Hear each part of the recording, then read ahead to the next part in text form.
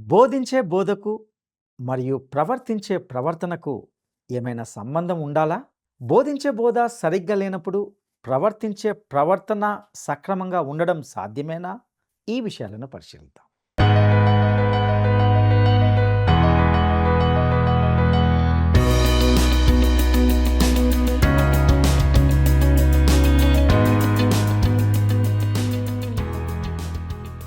ప్రియమైన మిత్రులారా, మిమ్మల్ని అందరినీ ప్రేమధార కార్యక్రమానికి ప్రేమతో ఆహ్వానిస్తున్నాం. దేవుని మహాకృపలో మీరందరూ క్షేమంగా మరియు సంతోషంగా ఉన్నారని మేము భావిస్తున్నాం. ఈ కార్యక్రమాలు మీ ఆధ్యాత్మిక జీవితాలకు మేలుకరంగా ఉంటున్నాయని, అందరి సత్యాలు మీ జీవితంలో అన్వయించుకుంటున్నారని విశ్వసిస్తున్నాం. ఈనాటి పాఠంలో మనము హితబోధ కానిదానికి వ్యతిరేకంగా చేయబడిన హెచ్చరికకు సంబంధించిన విషయాలను గురించి తెలుసుకుంటాం. ఇక ఆ విషయాలను శ్రద్ధగా విందామా? యెహోవా నా కాపరి, నాకు లేమి కలుగదు, నాకు లేమి కలుగదు. యెహోవా నా కాపరి, నాకు లేమి కలుగదు, నాకు లేమి కలుగదు.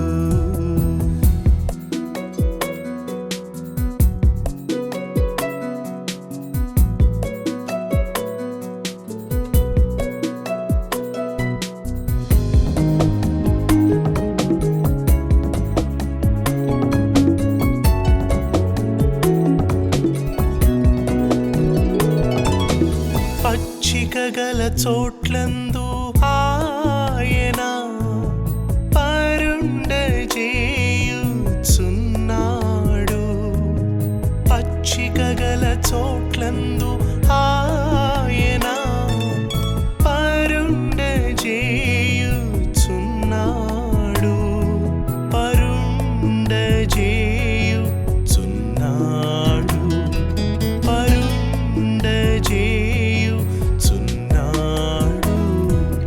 యెహోవా నా కాపరి, నాకు లేమి కలుగదు, నాకు లేమి కలుగదు.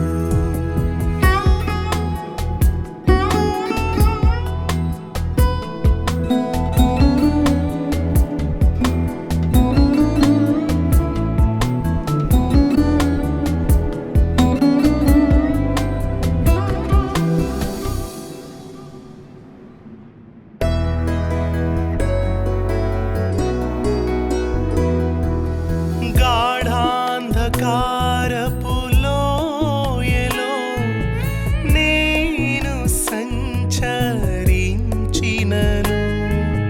గాఢాంధకారపు లోయలో నేను సంచరించినను, నేను సంచరించినను, నేను సంచరించినను. యెహోవా నా కాపరి, నాకు లేమి కలుగదు, నాకు లేమి కలుగదు.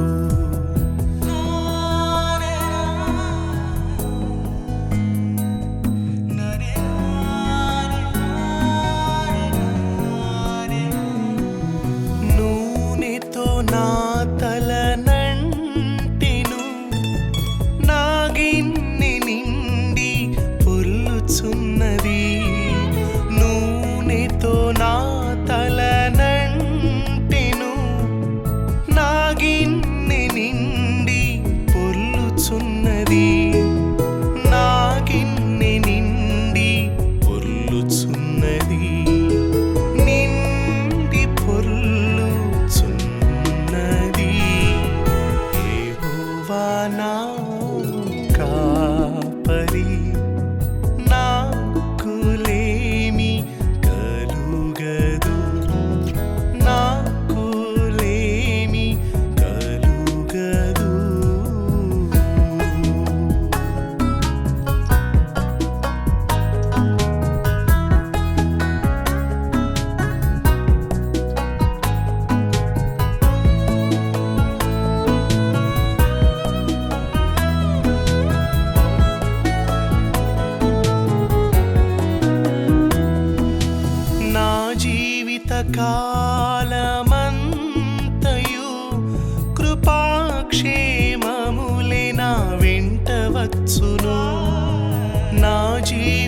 కాలమంతయు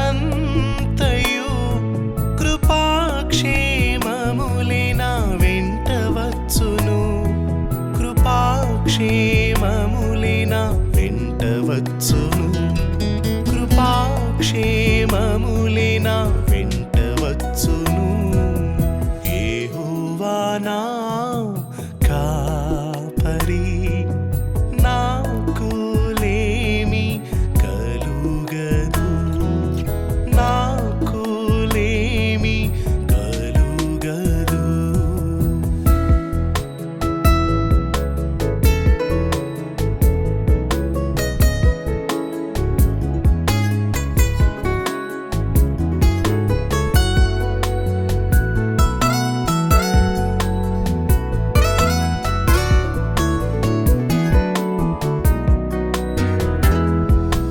దేవుని మహిమా మందిరమునందు చిరకాలమంతయు నివసింతును.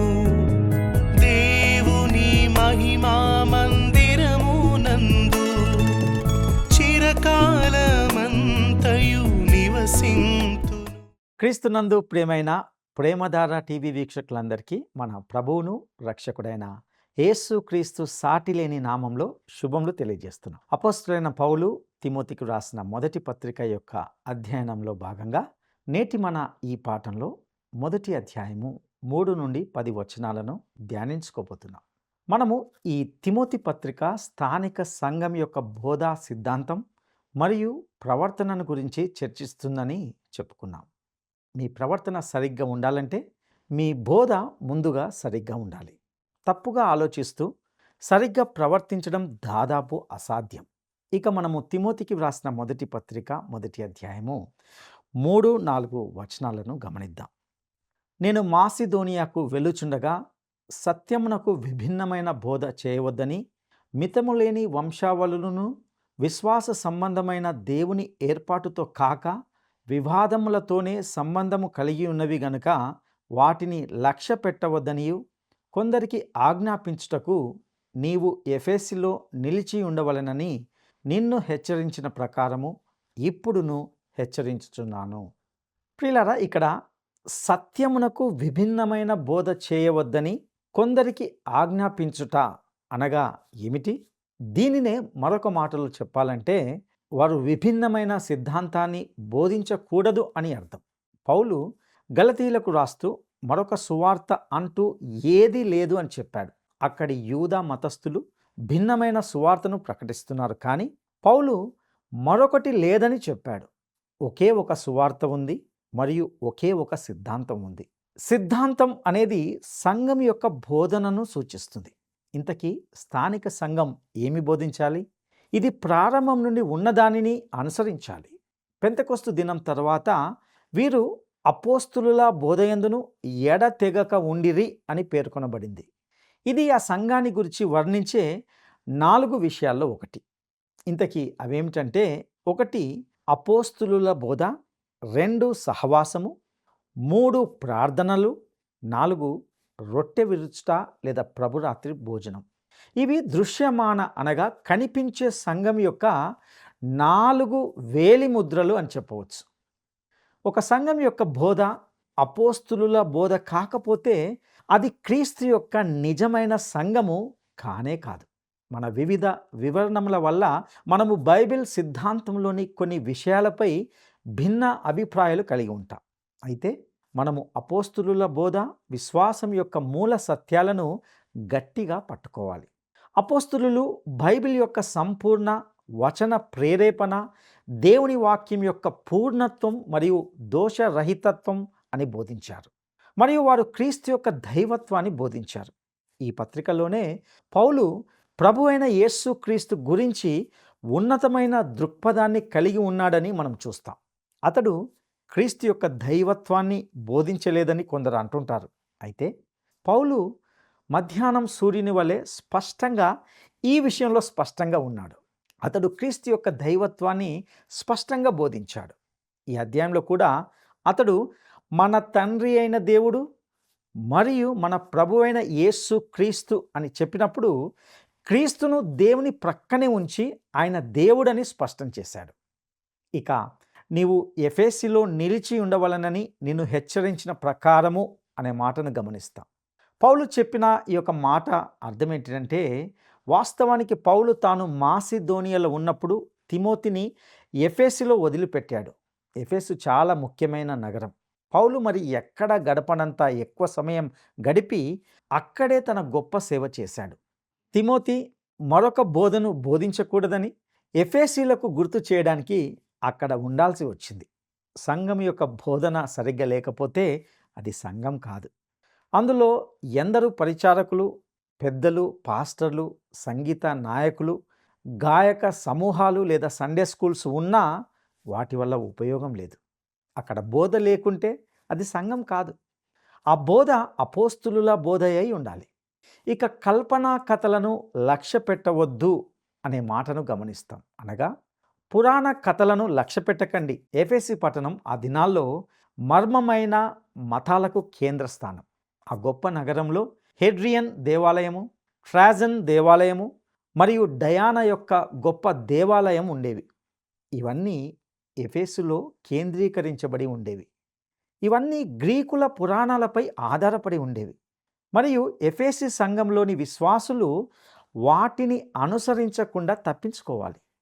పౌలు కల్పిత కథలు అని ప్రస్తావిస్తున్నది బహుశా ఫిలో యొక్క తత్వశాస్త్రాన్ని సూచిస్తుంది. ఫిలో ఒక ప్రముఖ మరియు ప్రతిభావంతుడైన ఇశ్రాయేలీయుడు. అతడు పాత నిబంధనను తీసుకొని ఆధ్యాత్మిక రూపం ఇచ్చాడు.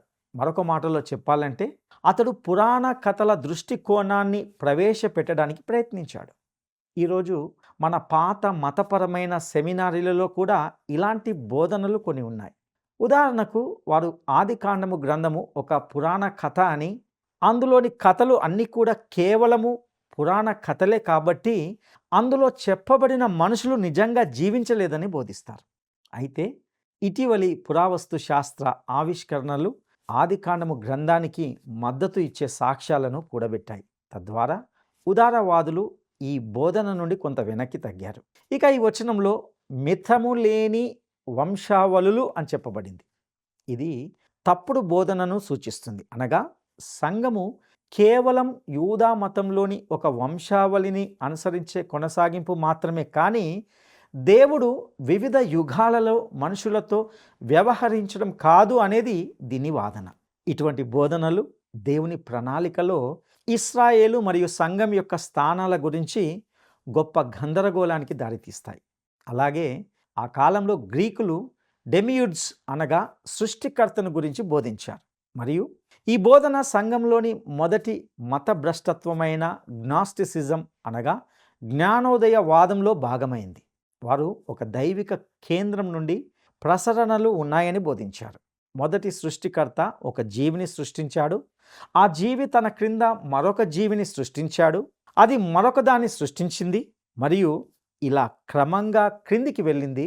వారు యేసును ఈ వరుసలో ఎక్కడో ఒక సృష్టింపబడిన జీవిగా ఇమర్చాలనుకున్నారు. ఇక ఈ వచనంలో విశ్వాస సంబంధమైన దేవుని ఏర్పాటుతో కాక వివాదములతోనే సంబంధం కలిగి ఉన్నవి గనుక అనే వాక్యాన్ని మనము మరొక మాటలో చెప్పాలంటే పౌలు తిమోతితో ఈ రకమైన అబద్ధ బోధనలన్నీ కూడా మిమ్మల్ని విశ్వాసంలో నిలబెట్టలేవని చెప్తున్నాడని గ్రహించగలం. ఈరోజు ఉదారవాద సంఘాల్లో వారి అనేక సంవత్సరాల అవిశ్వాసం యొక్క ఫలితాన్ని మనము గమనించవచ్చు. ఇది విశ్వాసమే లేని క్రూరమైన హృదయాలను ఉత్పత్తి చేసింది. వారు దేవుని వాక్యాన్ని తిరస్కరించారు మరియు వారి సంఘాల్లో మనం చూస్తున్న ఫలితాలు నమ్మశక్యం కానివిగా ఉంటున్నాయి. ఇక మనము పౌలు తిమోతికి వ్రాసిన మొదటి పత్రిక 1వ అధ్యాయము 5వ వచనాన్ని గమనిద్దాం. ఉపదేశ సారమేదనగా పవిత్ర హృదయం నుండి, మంచి మనస్సాక్షి నుండి, నిష్కపటమైన విశ్వాసము నుండి కలుగు ప్రేమయే. గమనించారా? పవిత్ర హృదయం నుండి కలుగు ప్రేమ.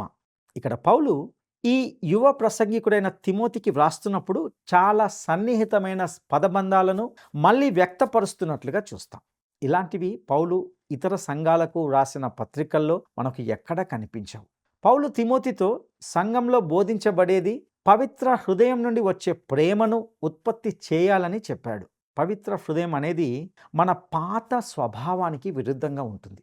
ఇది క్రీస్తులో నీతిమంతుడిగా మారిన వ్యక్తిని సూచిస్తున్నది. ఆ వ్యక్తి ఇప్పుడు ఆత్మ ఫలములో ఒకటైన ప్రేమను సహా ప్రదర్శించగలడు. సంఘంలో 3 విషయాలు ప్రత్యక్షమవ్వాలి. 1 విశ్వాసం, అనగా దేవుడు మరియు ఆయన వాక్యంపై విశ్వాసం. 2 ప్రేమ, అనగా ప్రేమ అనేది మీరు కేవలం నోటితో చెప్పేది కాదు. ఇది ఇతరుల పట్ల క్రియాపూర్వకంగా ఉన్నటువంటి ఆలోచన. దాని అర్థం ఏమిటంటే మీరు వారి గురించి అనవసరమైనవి పుకార్లుగా మాట్లాడరు, లేదా ఏ విధంగానూ వారికి హాని కలిగించరు. నాకు తెలిసిన ఒక సంఘం తమ కాపరి యొక్క సేవను నాశనం చేయడానికి ప్రతిదీ చేసింది. వారు చెప్పిన మాటల్లో న్యాయం లేని ఒక విషయం ఏమిటంటే అతడు దేవుని వాక్యాన్ని బోధించలేదు అనేది. నిజానికి అతడు దేవుని వాక్యాన్ని బోధించాడు. అయినప్పటికీ వారు అతడు బోధించలేదని ఆరోపించారు. మరియు అదే సమయంలో వారు ప్రేమను గురించి కూడా మాట్లాడతారు. నిజంగా అది ఎంతటి వేషధారణ కదా. ప్రేమ అనేది మీరు కేవలం మాట్లాడేది కాదు, ఇది ప్రత్యక్షంగా కనిపించాల్సిన విషయం. విశ్వాసము మరియు ప్రేమ అనేవి సంఘములో ప్రత్యక్షంగా జీవించాలి, కనబడాలి. మీకు ఒక సంస్థ మరియు సంఘ పరిచారకులు అవసరం, కానీ మీకు ఎపిస్కోపల్ అనగా బిషప్ పరిపాలన విధానమైన, కాంగ్రిగేషనల్ అనగా సమాజ పరిపాలన విధానమైన, లేదా ప్రెస్బిటేరియన్ అనగా ప్రతినిధి పరిపాలన విధానమైన అక్కడ పెద్ద తేడా అంటూ ఏమీ ఉండదు. విశ్వాసం మరియు ప్రేమ లేకుంటే మీరు కలిగి ఉన్నది ఒక లాడ్జ్ లేదా ఒక రకమైన మతపరమైన క్లబ్ తప్ప అది మరేమీ కాదు. అయితే విశ్వాసము మరియు ప్రేమ ప్రత్యక్షమైతే పరిపాలన విధానం అంత ముఖ్యమైనది కాదు. ఇక సంఘ జీవితంలో ప్రత్యక్షం కావాల్సిన 3వ విషయం ఏమిటంటే మంచి మనస్సాక్షి. నేను నిజంగా చెప్పాలంటే మనస్సాక్షి కూడా విశ్వాసికి మంచి మార్గదర్శి కాదు. అయినప్పటికీ ఒక విశ్వాసికి మంచి మనస్సాక్షి అనేది ఉండాలి. రాత్రి పడుకునేటప్పుడు మీరు ఆ దినంలో చేసిన లేదా చెప్పిన దానిపై ఏదైనా విషయం గురించి మీకు అసహ్య భావన ఉందా?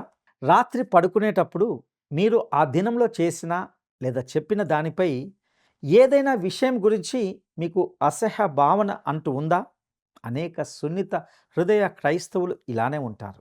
ఒకసారి ఒక వ్యక్తి నాకు ఫోన్ చేసి, నేను మీ గురించి ఏదో ఒకటి తప్పుగా చెప్పాను, దయచేసి మన్నించండి అని ఏడుస్తూ అన్నాడు. వాస్తవానికి నాకు దాని గురించి ఏమీ తెలియదు, కానీ అతనికి ఆ రాత్రి నిద్ర రాలేదు. ఇలాంటి సున్నితమైన మనస్సాక్షి ఉండటం మంచిది. అనేకుల మనస్సాక్షి వాత వేయబడిన మనస్సాక్షి వలె మారిపోయింది. అంటే వారికి మంచి చెడ్డల గురించి ఎటువంటి అనుభూతి లేదు. ఈ 3 అద్భుతమైన కృపలు అనగా ప్రేమ, మంచి మనస్సాక్షి మరియు విశ్వాసం, ఇవన్నీ స్థానిక సంఘములో విశ్వాసులు ప్రదర్శించాల్సినవి అని పౌలు ఇక్కడ స్పష్టంగా చెబుతున్నాడు. ప్రియులారా, ఇక మనము పౌలు తిమోతికి వ్రాసిన మొదటి పత్రిక 1వ అధ్యాయము 6-7 వచనాలను గమనిద్దాం. కొందరు వీటిని మానుకొని తొలగిపోయి తాము చెప్పు వాటినైనను నిశ్చయమైనట్లు రూఢిగా పలుకు వాటికైనను గ్రహింపక పోయినను ధర్మశాస్త్రోపదేశకులై ఉండగోరి నిష్ప్రయోజనమైన మాటలకు తిరిగిరి. ప్రియులారా, ఇక్కడ నిష్ప్రయోజనమైన మాటలు అంటే వట్టి మాటలు, అందమైన పదాలు, అలంకారిక భాష అని చెప్పవచ్చు. కొందరు మిమ్మల్ని మెచ్చుకుంటారు మరియు మీ వెనక చప్పట్లు కొడతారు, కానీ దానికి ఏమీ అర్థం ఉండదు. అవన్నీ కేవలం వట్టి మాటలే. అదేవిధంగా పౌలు ఇక్కడ స్పష్టంగా విషయం చెప్తున్నాడు. అబద్ధమును బోధించేవారు ఉన్నారని మరియు వారు నమ్మకంగా చేస్తారని అతడు స్పష్టం చేస్తున్నాడు. వారు దేవుని వాక్యాన్ని తిరస్కరిస్తారు మరియు వాస్తవానికి తాము ఏమి మాట్లాడుతున్నామో అర్థం చేసుకోరు. ఇక మనము పౌలు తిమోతికి వ్రాసిన మొదటి పత్రిక 1వ అధ్యాయము 11వ వచనాన్ని ఒకసారి గమనిద్దాం. ధర్మానుకూలంగా దానిని ఉపయోగించిన ఎడల ధర్మశాస్త్రము మేలైనదని మనము ఎరుగుదుము. పౌలు ఈ భాగంలో విశ్వాసులను తప్పుడు సిద్ధాంతాలకు వ్యతిరేకంగా హెచ్చరిస్తున్నాడు. అతడు ఇప్పటికే యవనస్తుడైన తిమోతి ఉన్నటువంటి ఎఫెసీలోని మార్మికమైన మతాలు మరియు విగ్రహారాధనలను, అలాగే పాత నిబంధనను కేవలము పురాణ కథగా చిత్రీకరించే తప్పుడు బోధనలను గుర్తించాడు. ఇప్పుడు అతడు ధర్మశాస్త్రమే రక్షణకు మరియు రక్షణ తర్వాత పవిత్రతకు మార్గమని బోధించే ధర్మశాస్త్ర సంబంధులను గురించి హెచ్చరిస్తున్నాడు. ధర్మశాస్త్రానికి ఒక ఉద్దేశం ఉంది, కానీ దేవుడు దానిని రక్షణకు మార్గంగా ఇవ్వలేదు. ధర్మశాస్త్రం మనలోని పాపాన్ని బహిర్గతం చేస్తుంది. అది మనుషుడికి తాను ఒక పాపి అని మరియు అతనికి రక్షకుడు అవసరమని తెలియజేస్తుంది. ధర్మశాస్త్రం క్రింద ప్రపంచంలోని ఉత్తమమైన మనిషి కూడా పూర్తిగా శిక్ష క్రిందకు తేబడతాడు. కానీ సువార్త క్రింద ఉన్నటువంటి ఒక అధ్వాన్నమైన ఈ లోకం దృష్టిలో పనికిరాని మనిషి కూడా క్రీస్తును విశ్వసించినట్లయితే అతడు నీతిమంతుడిగా ప్రకటించబడతాడు. ప్రియులారా, పాపి మంచి పనుల ద్వారా రక్షణ పొందలేడు. ఎందుకంటే అతనికి ఏ మంచి పనిని చేయగల సామర్థ్యం ఉండదు. రోమీలకు రాసిన పత్రిక 8వ అధ్యాయము 8వ వచనంలో పౌలు ఇలా వ్రాశాడు: కాగా శరీర స్వభావం గలవారు దేవుణ్ణి సంతోషపరచనేరరు. మీరు మీ స్వంత శక్తితో దేవుణ్ణి సంతోషపరచగలమనే ఆలోచన దేవుని వాక్యానికి పూర్తిగా విరుద్ధం. ఆయనను సంతోషపెట్టడం అసాధ్యం. మీరు ఆయన ప్రామాణికతకు చేరలేరు. సత్క్రియలు రక్షణను కలిగించలేవు, కానీ రక్షణ సత్క్రియలను కలిగిస్తుంది. మనము సత్క్రియల ద్వారా రక్షింపబడలేదు, కానీ సత్క్రియల కోసం రక్షింపబడతాం. పౌలు ఎఫెసీలకు రాసిన పత్రిక 2వ అధ్యాయము 8 నుండి 10 వచనాల్లో దీనిని చాలా స్పష్టంగా చెప్పాడు. మీరు విశ్వాసము ద్వారా కృపచేతనే రక్షింపబడి ఉన్నారు. ఇది మీ వలన కలిగినది కాదు, దేవుని వరమే. అది క్రియల వలన కలిగినది కాదు గనుక ఎవడును అతిశయపడ వీలు లేదు. మరియు వాటి యందు మనము నడుచుకొనవలెనని దేవుడు ముందుగా సిద్ధపరిచిన సత్క్రియలు చేయుటకై మనము క్రీస్తు యేసునందు సృష్టింపబడిన వారమై ఆయన చేసిన పని అయి ఉన్నాము. ప్రియులారా, ఇంతకీ ధర్మానుకూలముగా దానిని ఉపయోగించిన ఎడల ధర్మశాస్త్రము మేలైనదని మనము ఎరుగుదుము. అనగా ఏమిటంటే, ధర్మశాస్త్రము దేవుని చిత్తాన్ని వెల్లడిస్తుంది. అది నైతిక జీవితం విషయంలో ఉత్తమమైనది. ఇది నైతిక ప్రవర్తనకు మంచిది, కానీ రక్షణ పొందడానికి కాదు. ఇది పాపిని రక్షించలేదు, కానీ అతన్ని సరిదిద్దవచ్చు లేదా అతడు పాపి అని వెల్లడించవచ్చు. అది దాని యొక్క ఉద్దేశం. ఇక మనము పౌలు తిమోతికి వ్రాసిన మొదటి పత్రిక 1వ అధ్యాయము 9-10 వచనాలను గమనిద్దాం.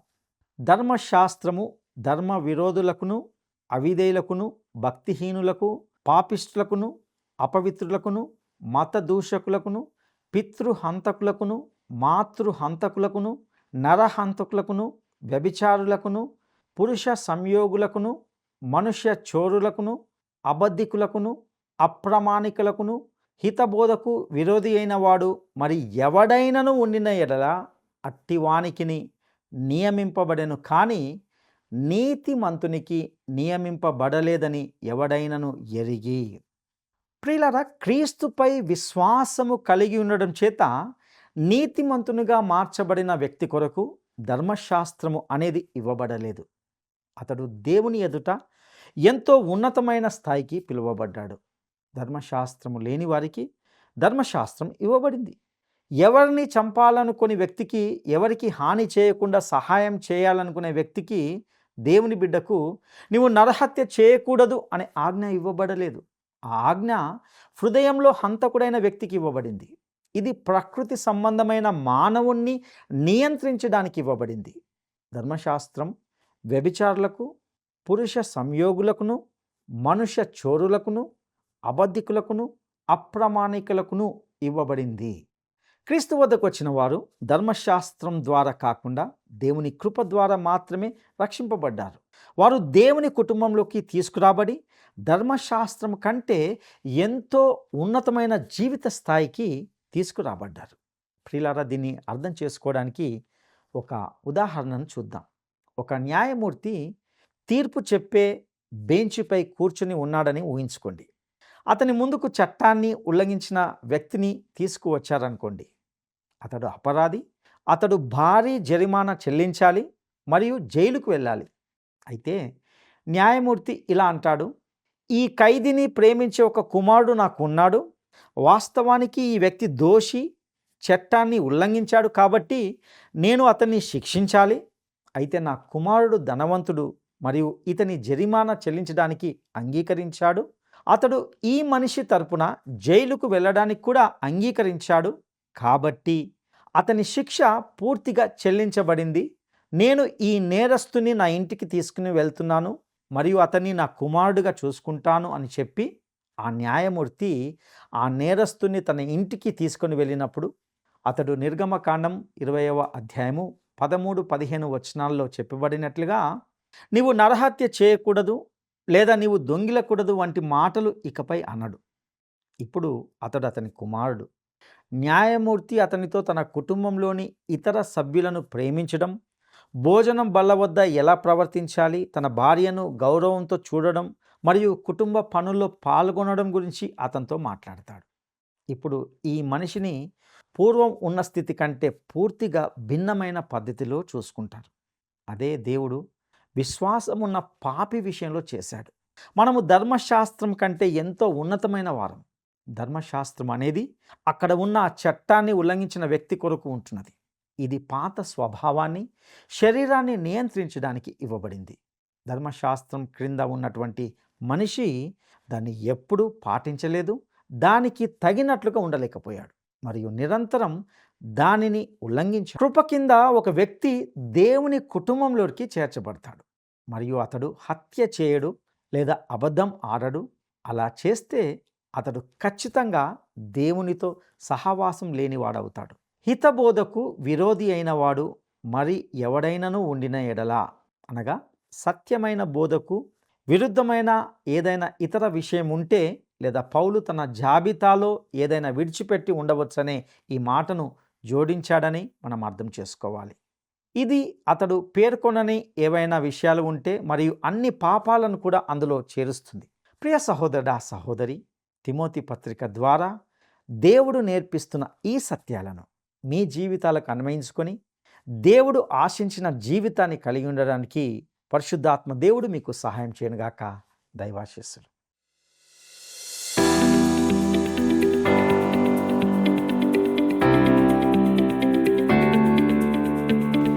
అపోస్తలుల బోధ, సహవాసం, ప్రార్థన మరియు రొట్టె విరుచుట అనే వాటిని ఏమని చెప్పవచ్చు? అపోస్తలుల బోధ, సహవాసం, ప్రార్థన మరియు రొట్టె విరుచుట అనే వాటిని ఏమని చెప్పవచ్చు? 1. సంఘము యొక్క 4 వేలిముద్రలు. 2. సంఘము యొక్క 4 పాదముద్రలు. 3.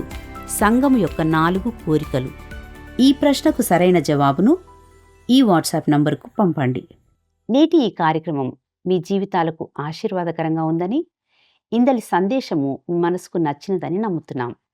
ఈ అధ్యయనానికి సంబంధించి మీకు ఏవైనా ప్రశ్నలు కానీ లేదా సందేహాలు కానీ లేక ప్రార్థన మనవులు కానీ ఉంటే క్రింద ఇవ్వబడిన ఫోన్ నంబర్ ద్వారా మమ్మల్ని సంప్రదించగలరు.